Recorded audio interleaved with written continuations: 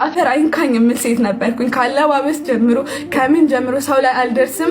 ራሴ በቃ ራሴን ሆኜ የምኖር ሰው ኢቭን ሀታ እኔ ጋር ገንዘብ አይታጣም። ቤተሰብ እንኳን ደውዬ ሰርፕራይዝ ሳደርግ መኪና ነው ጊፍት የምሰጣቸው ማለት ነው። G+3 መኪናው ምኑ ገንዘቤን ከዛ ከኢትዮጵያ እያስመጡ 18 ሚሊዮን ብሬን አንደኛ ነገር ከዛ እኔ ሊያሰጡ ሲፈልጉ መጀመሪያ ጓደኛዬን ነጠቁ።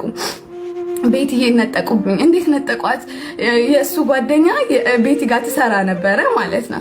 እና ይሄ ፍትህ እንደማገኘው ጭንቅላቴ ነግረኝ ነበረ። ጓደኛዬን አሳጡኝ፣ ብቸኛ አረጉኝ። በቃ ብቸኛ። ከዛ በኋላ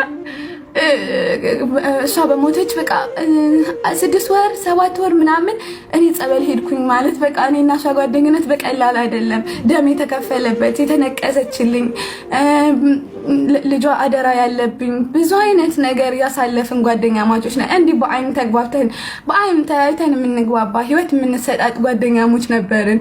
ስንት ዓመት ሙሉ እሷ ካለ እኔ ካለ እሷ የምንታወቀው እንኳን ፀጉር ቤት ስንሄድ ክለብም ሄድን እንዴ ሰላምና ቤቴ ተለያይተን አናውቅም ማለት ነው። እሷን አሳጡኝ፣ ብቸኛ አረጉኝ። ትንሽ አመመኝ ማለት እሷን በማጣቴ ተሰማኝ። ከዛ ጸበል ሄድኩኝ፣ ተመለስኩኝ። ከዛ ስመለስ ህመም ጀመረኝ። ከዛ ወደ ዱባይ 7 ዓመት ስለሆነ ጸበል ይኖር ምን አላውቅም። ከዛ ወደ ዱባይ ጸበል ሄድኩኝ ማለት ነው። ጸበል ሲሄድ ምናምን አስጠላኝ፣ ስራው የካፍቴሪያ ስራ አስጠላኝ በቃ። ምክንያቱም እኔ ያለፍኩበት ነው የተጠቀምኩበት፣ ቤተሰቤን የረዳሁበት፣ ችግሬን የፈተውበት፣ ማንነቴን አማረሳ። በስራችሁ እንዳታፍሩ፣ እግዚአብሔር የተገኘበት ድንቅ ሰፈር ፍሪጅ መራል፣ ድንቅ ሰፈር ፍሪጅ መራል። ከሰዎቹ ነው እንጂ ችግሬ ከሰፈሩ ችግር የለኝም። ቢሊዮነር የሆንኩበት ፍሪጅ መራል ማለት የካፍቴሪያ ስራ ማለት በጣም ላወቀበት የሚያበላ ስራ ላወቀበት ነው። ላወቀበት ሰውን ሳያም ራስን ሳይሸጡ ማለት ነው። ራስን ሳይሸጡ ማለት ቢዝነስ ሳይሰራ ማለት ነው።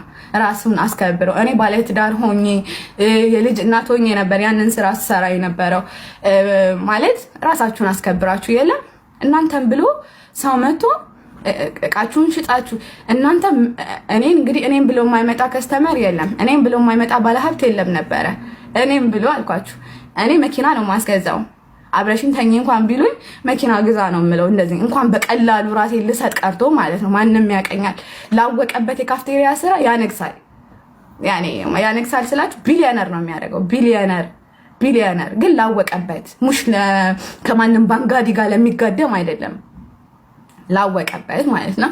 ከሰፈሩ ችግር የለኝም። እኔ ያደግኩበት ማለት እድገት እንዴት የለም ገንዘብ እንዲህ የቆጠርኩበት፣ መኪና የነደውበት፣ ለቤተሰቦች መኪና የገዛውበት፣ ከአንድም 7 መኪና ነው የገዛውላቸው፣ G+3 የሰራውበት፣ ብዙ ነገር ያረኩበት ከፍሪጅ መራል። እኔ ከሰፈሩ ችግር የለኝም። የተለወጥ ማንነቴን ለምን እረሳለሁ?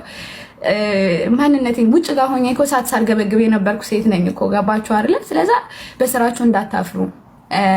አሁን ልጆቹን ላስገባቸው 26 ሰው ነው እንዳለ ያለው፣ ግን እንዴት እንደሚገባ እንኳን ብዙ እንዴት እንደምናደርገው አላውቅም። ሰላም፣ እንዴት ነሽ? እኔ ናት